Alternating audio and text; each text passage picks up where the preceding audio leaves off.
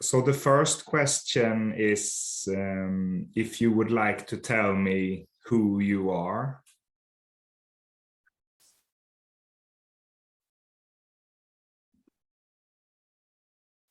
Well, actually, there's not much to say about this question, because what we are is imagination. So I don't think there is any need to go deep in that field. So I've really nothing to say. There's nothing personal of any interest for me. So what we are is what we think we are is a fantasy. So I don't go into that fantasy very much. Is it possible to explain that a little bit further for someone who is caught in this imagination? Well, the idea of oneself is a belief which was transmitted to us by education, family, and slowly by appropriation, by need of surviving. So we build an identity in order to survive, actually. So when I begin to think I am this, I am that, it's my way to pretend I do exist. It is not natural, in a way that a young child, 2, 3 years old, very often will say John is cold, or John is starving, or John is upset. And then slowly, the parents say, oh, you are upset, you're starving. And then at 4, 5, the child is going to say, I am starving, I am upset. So this appropriation is seems to be a construction of the education. Of course, we don't know for sure in a way that a child cannot exist without a surrounding, without an education. So will this appropriation will come without a surrounding? We never know, because it's a philosophical question. But in any case, this fantasy of being somebody come from surrounding, education, but mostly fear. When I'm in an open situation, I don't need to refer to myself. I refer to the surrounding. Openness in which the surrounding come and go. But when the identity I believe to be is challenged by the surrounding, then I come back very, very strongly to this identity. When I'm in fear, when I'm in desire, when I'm in agitation, I need to come back to what I call myself. So I am this, I think that, I believe in that, I believe in God, or I believe in reality, or I believe in ecology, whatever. I believe in marriage, I believe in love, I believe in family, whatever. So all this comes from this fear, which it is deepened, it is rooted deeply in our heart that we are nothing, because being nothing is something we all know deeply. That's why in the evening when we go to sleep, we are so happy to, even if you find an incredible lover after 3 days, what you want to sleep. Because in deep sleep, you come back to your home ground, and everybody wants to sleep at some time. So when you sleep, you're not there. You're not asleep. There's nobody asleep. In deep sleep, there's nobody. So this non-identity is the core of our life.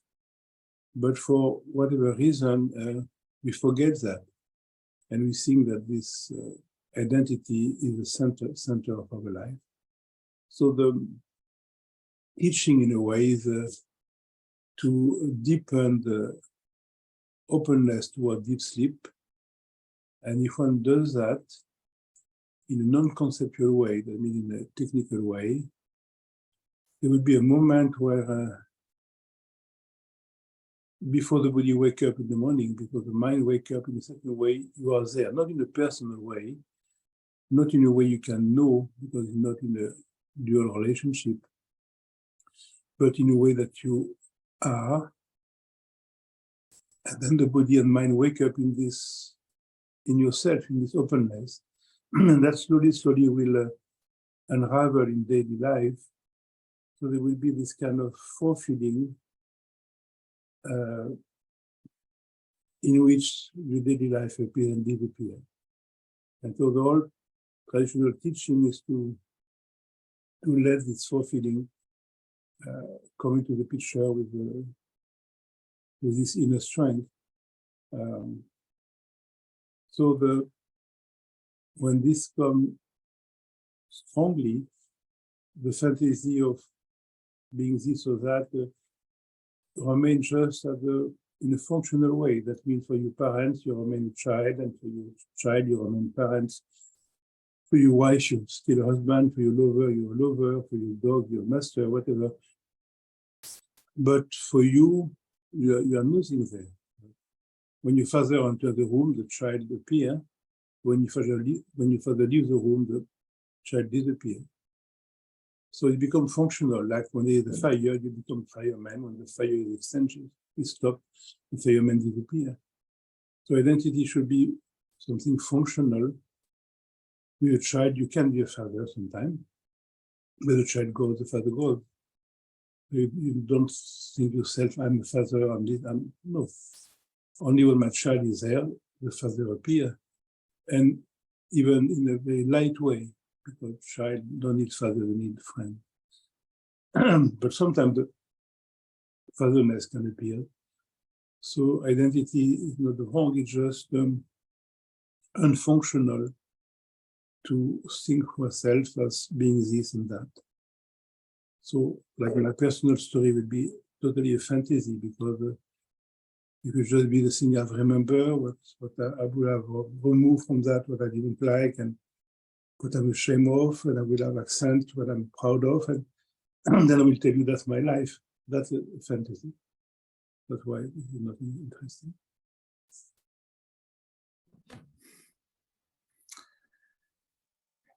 The second question is a nuance difference. I ask it and see if it sparks something else. And this question is, if you would tell me what you are. There will be the same answer, because to say what I am will be to appropriate myself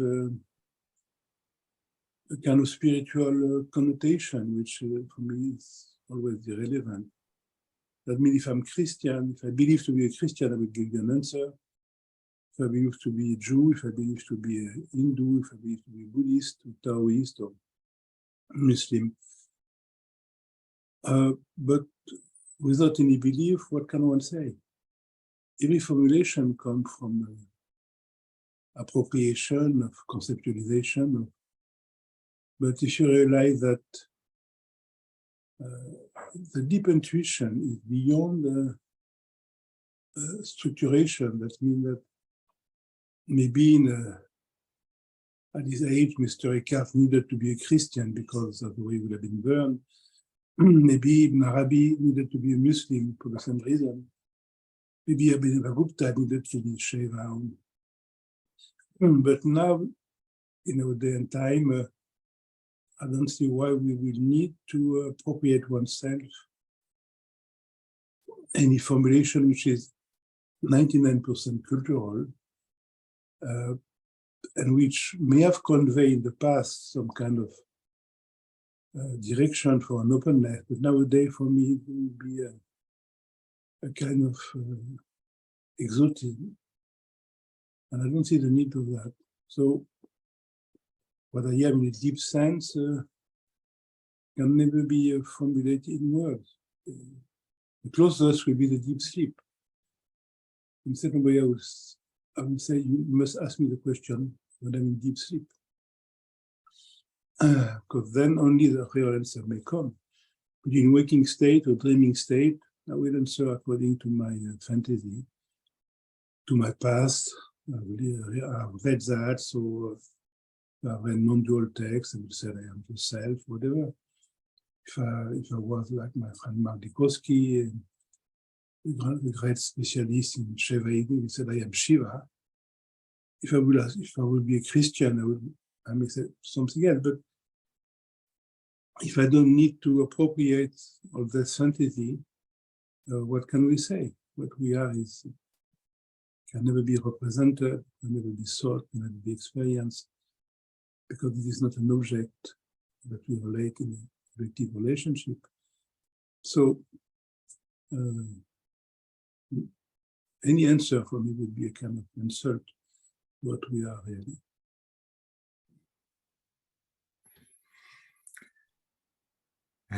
The third question is if you would like to say something about what another is. Another is not. I am what you are, and you are what I am. Otherness comes from the fantasy of oneself.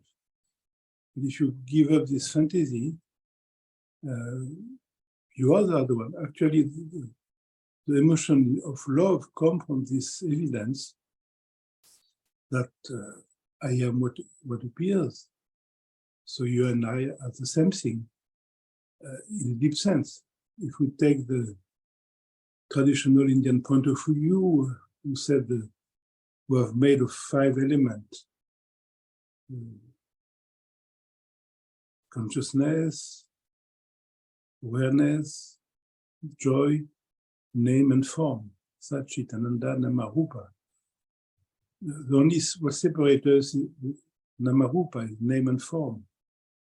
So if I give up the potential of being somebody, the name and form go away, and then yours is at the same time. What remains is what we are deeply, that's why we have this emotion of love. And it's not only with human being, but with everything. When I give up the name and form, what remains is consciousness, which is the way we can love somebody, we can love a tree, we can love an animal, we can love whatever. Love is this is a kind of recognition that I am you. So when you see somebody, you have this emotion because this person is yourself in a different expression, of course. But we are basically, we are the other, but in oneness way, not in a separate way. So the other is the concept will come from the idea I am here and you are there. But that's conceptual. In a purely sensorial way, there's no separation. In a way that you can think you're alone, but you can never feel being alone. Because if you feel, in feeling there's no separation, you feel the space. In the room, you feel the furniture, you feel the wall, whatever. So feeling is remove from you the idea of separation. Thinking separate, I am here, something is there. So the traditional teaching is always to come back to the feeling, because in feeling there's no separation. And then there's no other. I am the other. It's a very, it must be very sensorial, like if you, when you feel the touch of the wind on your cheek, what does one feel? Am I feeling the wind or am I feeling my cheek? Actually, there's no wind, no cheek. I think there's something which we cannot conceptualize. And if I do need to conceptualize it, if you're a stupid person, I will say, of course, I feel the wind. If you're a little more bright, I will say, of course, I feel my cheek. But if you have metaphysical feeling, you will know that the cheek and the wind are conceptual creation. We try to describe something which cannot be described. But to describe it, we must do it in a subject-object relationship. So I said, I feel the wind. I said, I feel my cheek. That's convey an idea, but in fact, the reality is that there is something which cannot be sought. And if I need to think it, I have to create a subject-object relationship, wind and cheek. but it's not because my brain is a little dumb that it reflects reality. My mind reflects only my dumbness. And that's why I'm talking about cheeks and wind and perception, subject and object. That's only the limitation of the brain. But in oneness, there's no separation. So there's no other, because there's nobody else neither.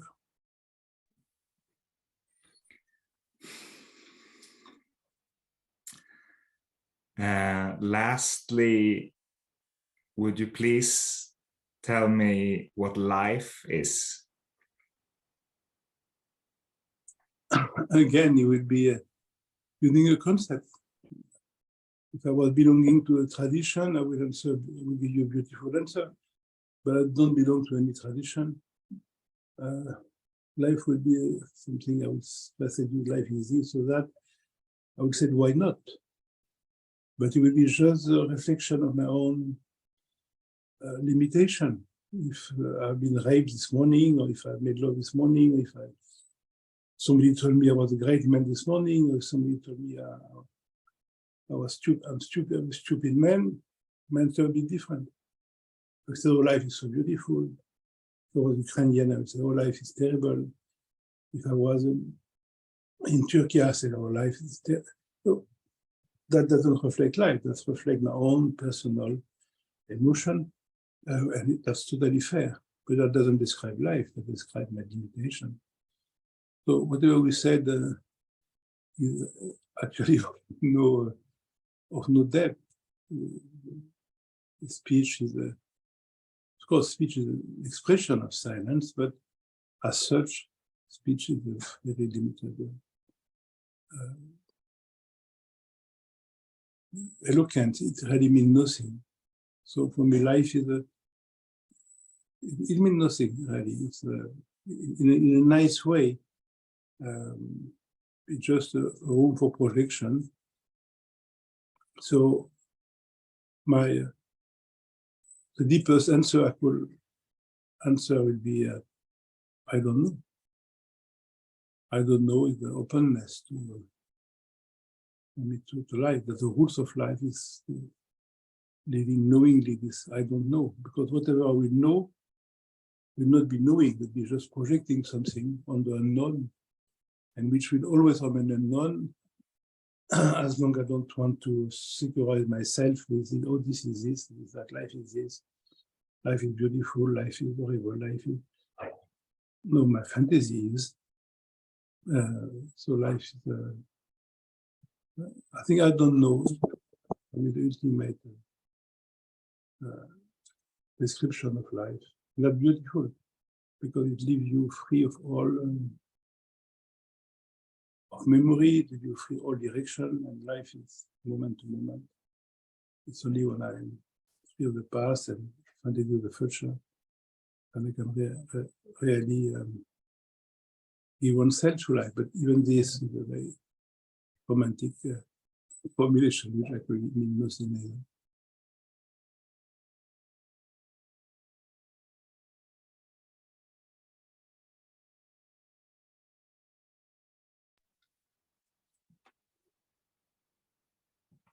Thank you. Thank you so much, Eric.